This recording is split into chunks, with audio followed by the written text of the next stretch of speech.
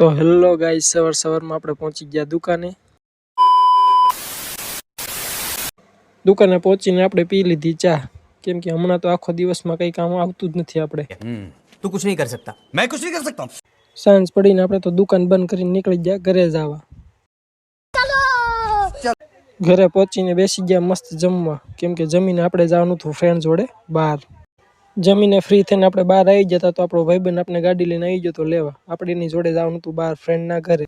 અચ્છા, ઘણા મથે છે એક્ચ્યુઅલી, પણ ચકલા કોઈ દી બાજ ન બને યાર.